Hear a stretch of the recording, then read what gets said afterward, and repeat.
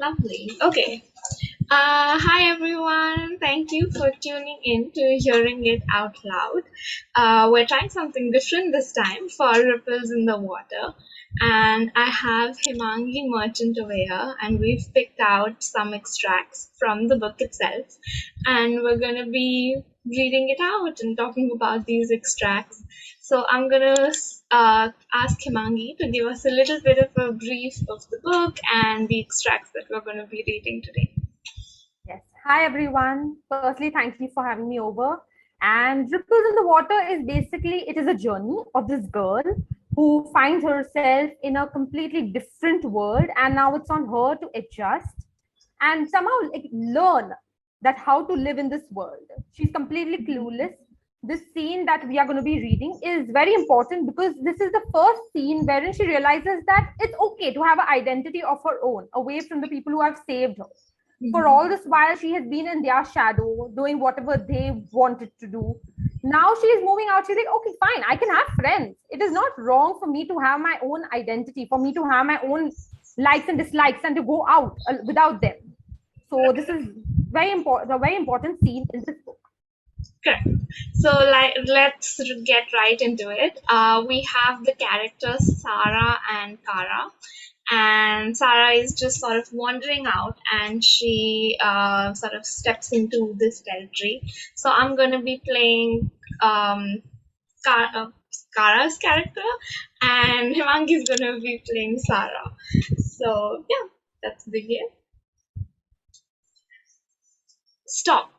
A voice suddenly commanded my attention, my feet coming to a sudden halt, my nose scenting the air around. The surroundings had completely slipped my mind because I had been so lost in my thoughts.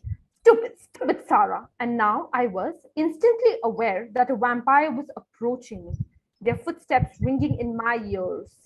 I stiffened in my place, crouching defensively, focusing on the fact that nomads in Houston generally did not bother with one another, following the principle of mind your own business rather thoroughly. Maybe this was just a curious passerby, someone in the area who did not know the unspoken rule that everybody seemed to follow. Could be possible. Either way, I readied my defenses, not willing to take any chance in the matter. I may not have been an excellent fighter. Heck, I probably sucked at this whole fighting thing. But I was not suicidal. At least I had that going for me. I waited with a bated breath, my eyes never straying far from my point of focus. The jury still out on whether this unknown vampire was a friend or a foe. But either way, it was always safer to be careful than to be sorry. What's that saying? Prevention is better than cure? Yeah, exactly that. What are you doing in my territory? The speaker, a blonde woman with shoulder length hair and the brightest purple eyes I had ever witnessed in my life, spoke up, coming out of the shadows as a sneer on her face gave way to my welcome. Do you have a death wish? Why are you here? She scowled, her eyes menacingly glaring into mine, causing me to involuntarily gulp out in nervousness. There was just something about her that was damn intimidating, killing a person with just one look, taking a rather literal form when it came to her. She was unafraid to speak her mind with the tone of her preference, and that was clearly visible on her face for everyone to see. Have you no voice? Or have you no brains? She questioned, her arms coming to wrap in front of her chest, her body language casual yet equally threatening. I could swear on the fact that she was a good fighter. So, which is it? She repeated, her eyes judging my very being at the moment.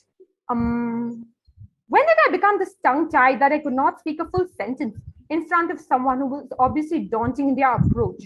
I was braver than that. I did not cower in fear when someone tried to break me with just one look of their eyes, which, for the matter, the she-vampire was totally doing.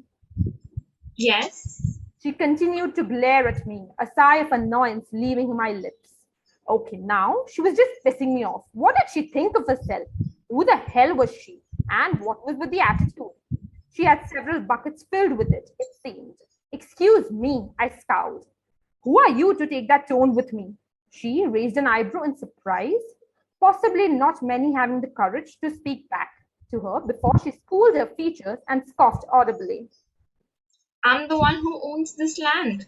This is my territory, and you are clearly trespassing. Oh, is it? I scented the air once just to confirm, and voila, her thick scent was coating the surroundings. All the trees around us almost dipped in her cherry like scent, making it obvious that they had been marked by her as her territory. Okay, then. That was really fun. Yes. Okay. Yep. I think Sarah had it was a pleasant surprise for her when she realized that. She was trying to be all brave, but then she's like, okay, I'm the one wrong here. Yeah. And I mean, her attitude and like her thought process is just it's funny, but at the same time, it's just so refreshing. Like because it comes out completely different. And Kara is in a whole element. She's like, who is this? Why is she here? Who invited her? She has a really old vampire, because she's almost a Why, millennial. yes. Yeah, exactly. So she has that vibe. Gosh. But I think moving forward, the next extract is a little bit into their friendship. So Sarah and Kara have gotten very close. They're like the gal pals, and I think Sarah goes back and forth to her for any advice that she needs, and she sort of they're talking about the whole vampire thing and the rules. And yeah, we're gonna go into a little bit of the vampire mating and how Kara explains to Sarah about it. So this time around, we've reversed the roles a little bit. So I'll be taking Sarah's place, and Himangi will be talking as Kara. Okay, let's begin. So, what is vampire mating like? How do you know when you found your mate? How was she so sure that Gary was the one? Or how had Peter and Becca known of what they meant to the other? She smiled, a look of complete adoration taking over her features.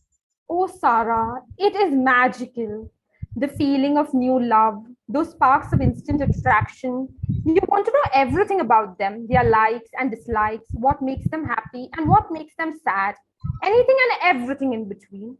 It is much more than a simple crush, but lesser than love at first sight.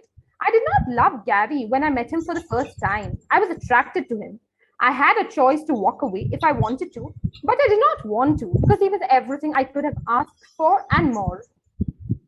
I could not resist but smile at the love that shone in her eyes. Gary and Kara, Peter and Becca, they truly loved one another. Love like theirs being definitely rare to find. So you mean a person can have more than one mate?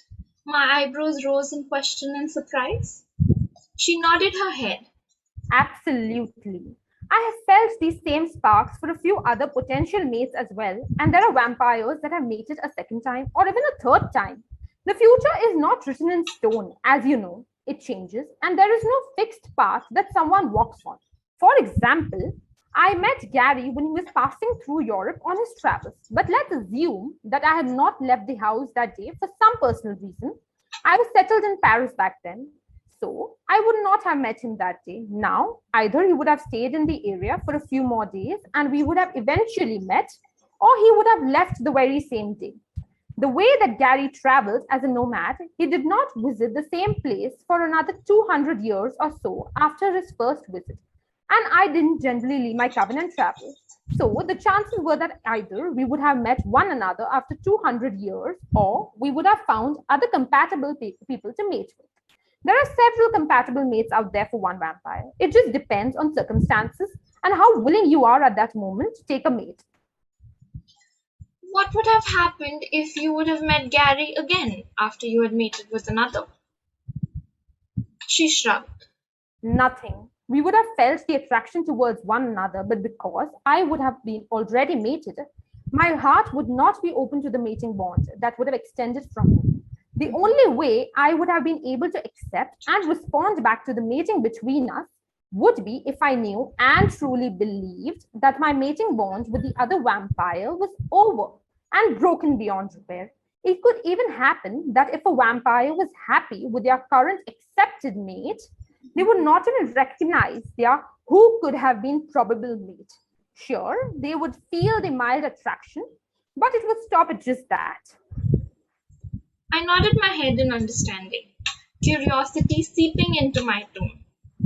So you mean to say that even I could have more than one mate out there? Definitely. She said with a nod and a smile. As the future changes, so does our life path. Just imagine how difficult it would be to find your mate if we each had only one single fated mate. We could be living on different ends of the world for argument's sake. And with most vampires being nomadic, it would have been nearly impossible to find just one person who you were supposed to end up with. This is without adding the we live forever argument. Let's assume hypothetically that I had only one mate out there and that I was immortal.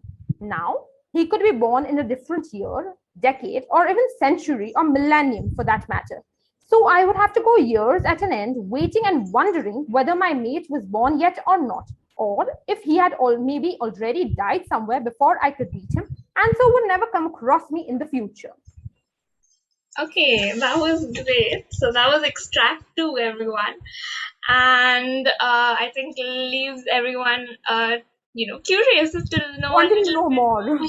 Yeah, that's right. And I think we've got a really, really good perspective on vampire mating and how Kara's thought process is. Because, I mean, what she says is right, isn't it? Like, you It can't is. just have one You mate. can't leave everything at fate.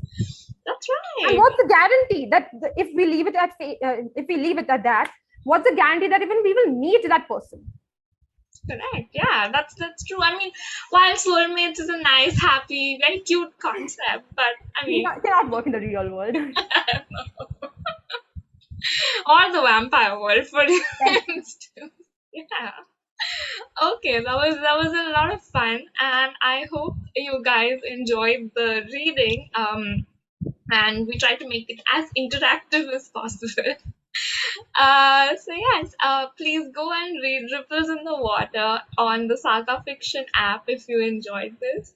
Thank you so much, and thank you, Imangi, for joining Thank us you. today.